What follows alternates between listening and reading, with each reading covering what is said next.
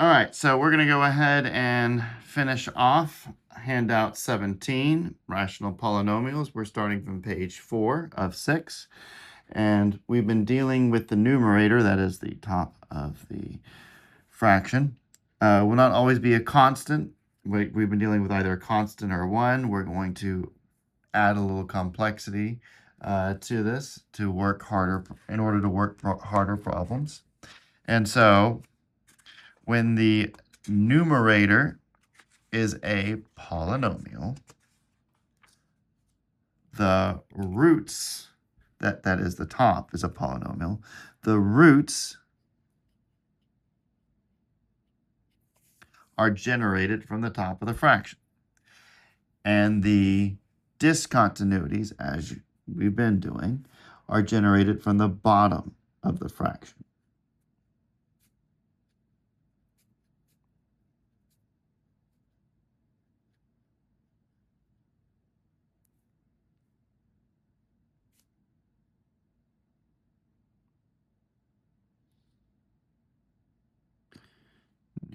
Okay, there we go.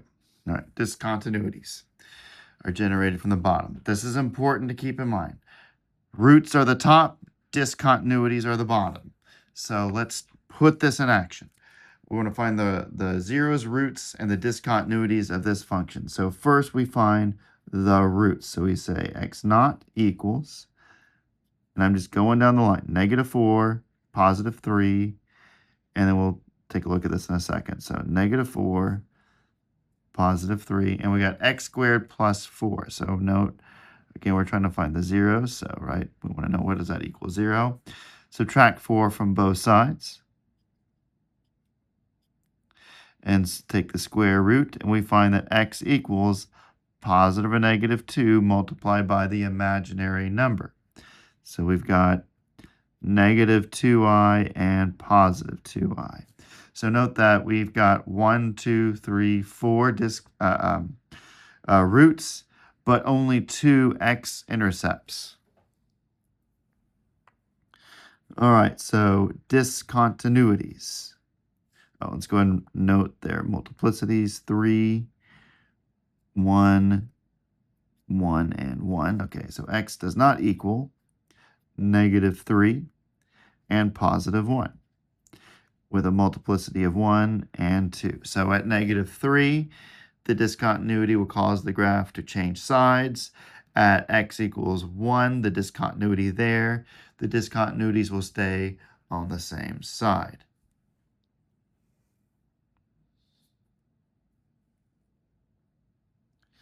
All right, so the next question, how many roots did this equation have, and how many of those were intercepts?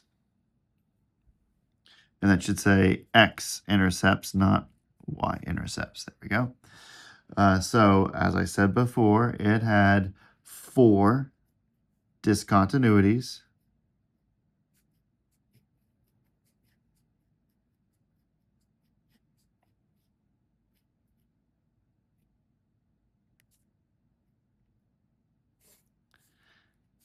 And of those 4, 2 of them were x-intercepts.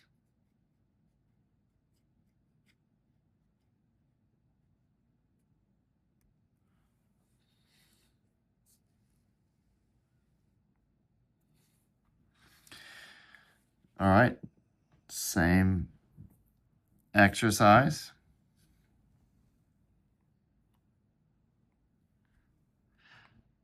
Note we got x plus 3 divided by x plus 3. So we can rewrite this as x plus 2 quantity squared divided by x minus 4, but we're not allowing x to be -3.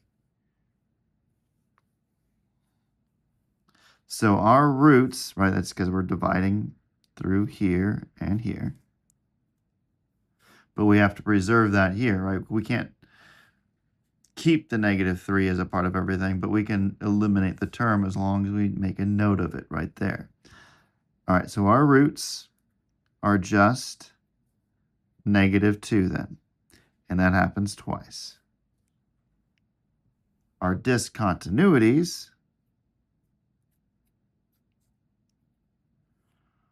are -3 and +4. -3, we write 0, right, as a multiplicity of 0 because it canceled out. Whereas 4 still has a discontinuity of 1. So what's going to happen whenever x gets to -3,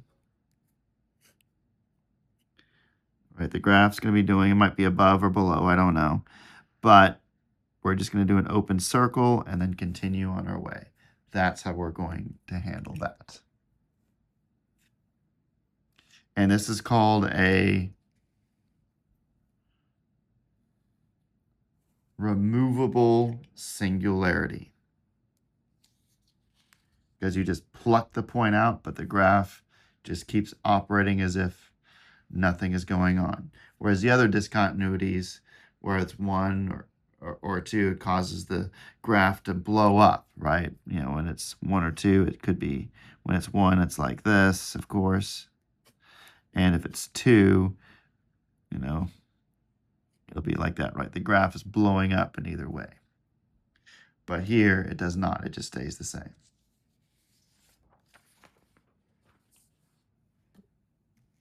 Okay, so now we're going to do some more modeling. We're going to find the equation that models the graph below. So first we note the discontinuity right here at -1. And because it changes sides, it is of order 1. And then note that we've got a root here. And it's bouncing off, so that means it's of order 2.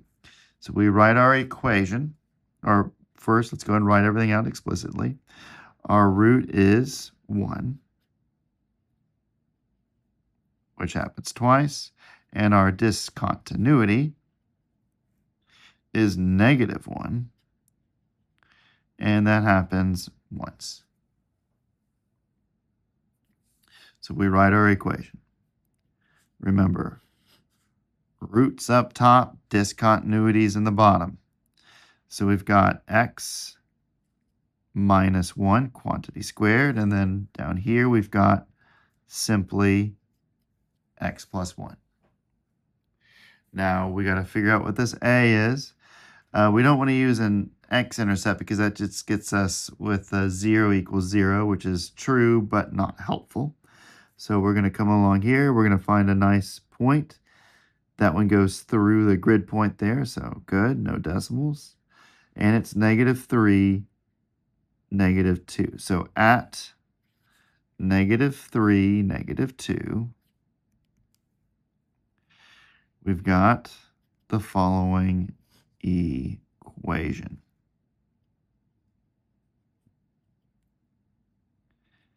And then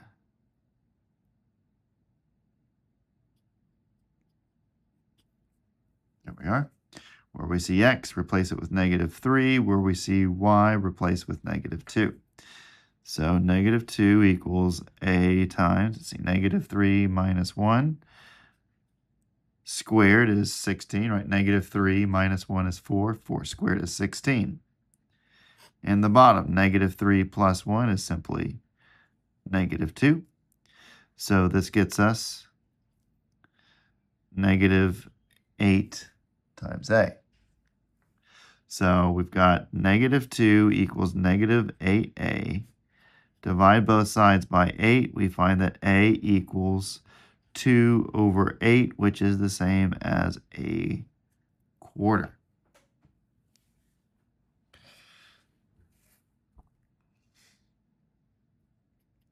And so y equals, and again, a quarter is just 0.25.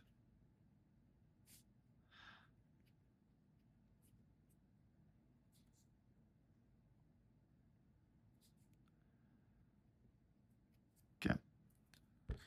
X plus -1 or x minus 1, same thing, divided by x minus 1, and that is our answer. Okay. Moving on. Same type of exercise. So let's fit the points. So we've got this discontinuity here at -1 changes signs, so we'll call that multiplicity 1. We've got a root here at 0, skids its way through, so we'll call it cubed.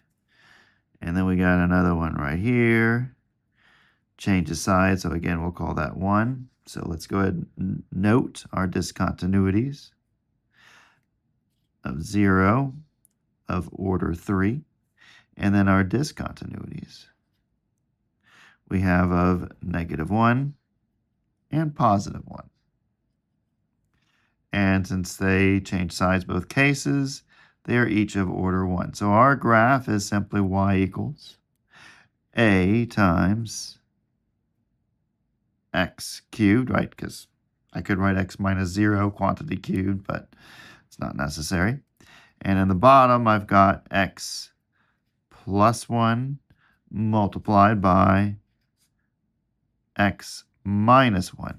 Note that I got a pair of conjugates being multiplied by each other in the bottom, so I can write this a little more simply as a over x cubed divided by x squared minus 1.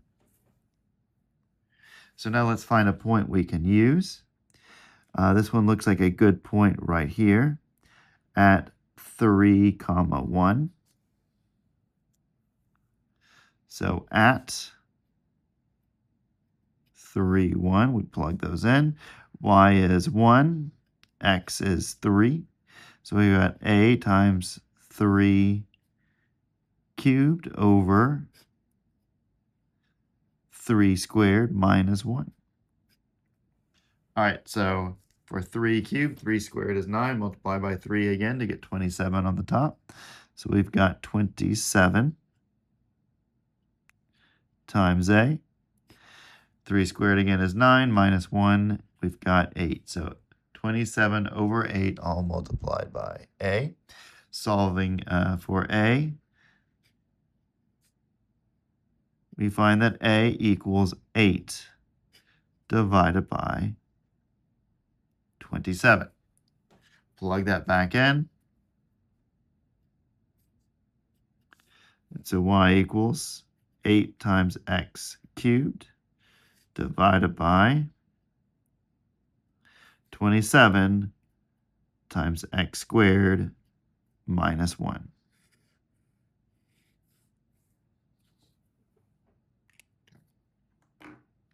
And that is that one.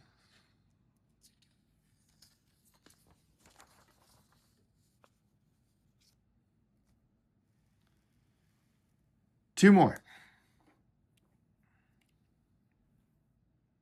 By this point in time, you should be hitting the pause button and trying to solve these on your own, and then just watching the video to make sure that you're matching what I have. All right, so here we've got these two roots. Note how it bounces off there, so that makes it 2. Here it shoots straight through, so that gives it an order of 1. And we have a discontinuity through the line, x equals 0. It stays on the same side, so it is of order 2. So let's go ahead and take a note of everything. Our roots are -1 and +1.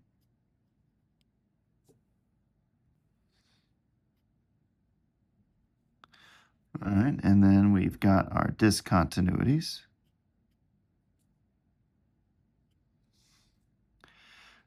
Which is just 0. All right, now let's fill in the multiplicities. So here it's 2, here it's 1, so 2, and then 1, and then again 2 right there. So again, note that these are matching the numbers we wrote right here. Putting all this together, y equals, always put the a there, discontinuities up top, x plus 1, quantity squared times x minus 1, first exponent there. And down here in the bottom, we've got simply x squared. So now we need to figure out what this a value is. We've got an a value coming through here, so that looks like that's pretty nice to use. So we got it at 2 and 3. So at 2, 3,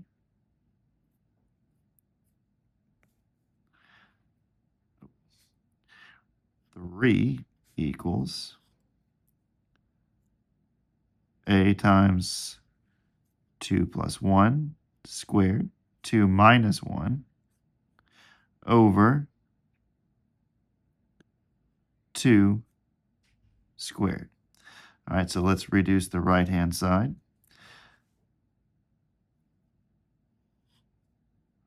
So 2 plus 1 squared, 2 plus 1 is 3, 3 squared is 9, 2 minus 1 is simply 1. And then we got 2 squared, which is 4, so a times 9/4. And so a equals 3 times 4 divided by 9, which reduces to 4/3. So now that we know that a is 4/3, we can rewrite the original. So y equals 4 times x plus 1 squared times x minus 1.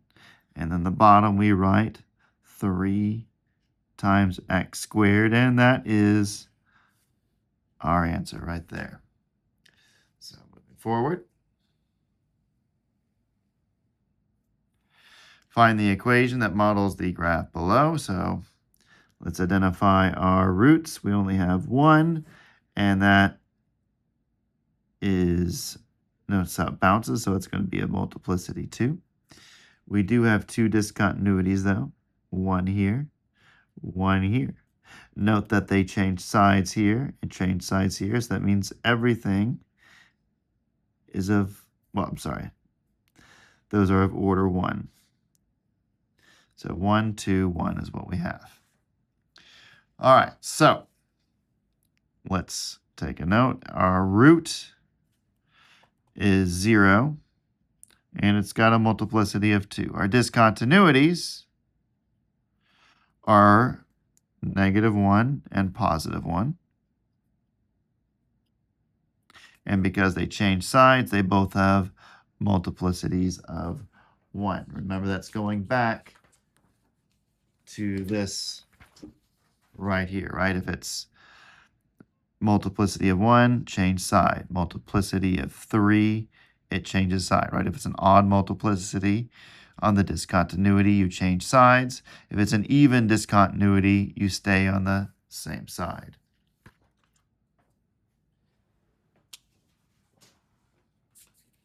All right, so now that we have that, let's go ahead and write down our equation. Y equals a times x, and then the bottom we've got x plus 1, multiplicity 1, x minus 1. Simple pair of conjugates in the bottom, so we can rewrite this as a over x divided by x squared minus 1 squared, which of course is just 1. Now let's pick a convenient point for us to use, which it doesn't really appear that there is one that is that convenient. So we're going to take advantage of the fact that we've got a horizontal asymptote right here. And that horizontal asymptote is the line y equals 2. And so we've got lead term approaches the lead term of the top divided by lead term of the bottom, right? So we've got, one thing I forgot to put in there, x squared. There we go. So we've got ax squared divided by x squared, but we want it to approach 2 because that is a horizontal asymptote. So we want it to equal 2, and of course that is as x approaches infinity. And so solving this guy right here, well, x squared divided by x squared, that's 1, so a must be 2.